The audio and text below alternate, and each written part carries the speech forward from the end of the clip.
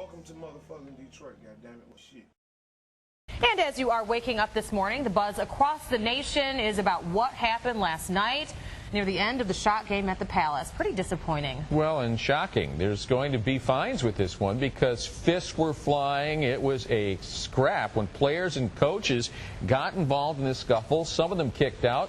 Local 4's Paula Tutman is here to take a look at what happened and really to kind of look at it in slow motion because it is amazing to see what went down. It is. I mean, everybody's saying something else happened. And you're right, it really is shocking because the Palace looked more like the Garden as the testosterone really overtook the estrogen in an epic brawl that involved almost everyone on both teams, including the coaches. The biggest shock is the latest brawl comes from the shock, a generally well thought of, classy bunch of women who've been part of pioneering professional basketball for women.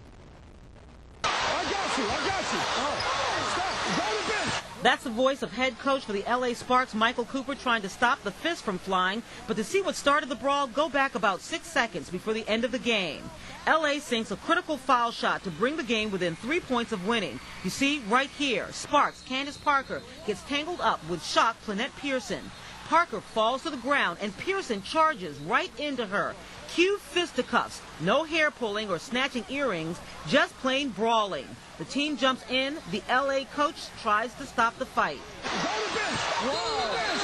But by then, the crowd is cheering instead of voicing disapproval. You'll remember on this same court with the Pistons moniker on the floor, it was Detroit against Indiana in the infamous Malice at the Palace brawl 4 years ago. This was absolutely inexcusable. Back to last night's floor fight, assistant coach Rick Mahorn, one of the original bad boys, tried to play good guy by breaking up the fight, but instead appeared to push Sparks' Lisa Leslie to the ground. Let's slow that down. Oof, ouch. DeLisha Milton-Jones said, "Not my partner," and punched Rick Mahorn right in the back. The coach just stepped in and he pushed me down, and I have no idea why he did that. He was closer to his player on top of my teammate. But, you know, it's just really sad that happened because, you know, as a role model, it's just really difficult to, I mean, this is not the way we want to represent ourselves. You know, I'm a mom. I don't want to represent myself like this in front of my daughter. This is a women's game. I know I would never put my hands on a woman to make them hurt themselves.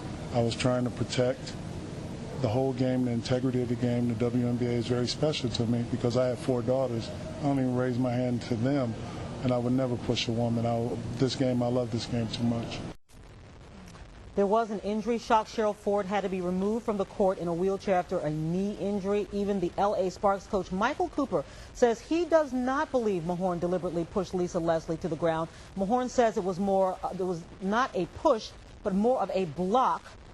He has definitely shown his commitment to this game, but he's a big guy. So even if you block and you go like that, you can kind of see him. You see him even reach for her. Yeah. He's such a big guy. Like it seems like she just kind of tumbled over, like you said earlier. Well, a lot going on. A lot of people are kind of pushing and shoving. There's a lot of emotion there. But I did happen to catch some national news this morning, and of course, you know what they said. Detroit. Exactly. And so when these teams fight, like it's just never good. It looks really, really bad. But Detroit is the one that will ultimately get the black eye. Yeah. Well, Paula, thank you. Certainly all of those athletes and coaches waking up very disappointed this morning.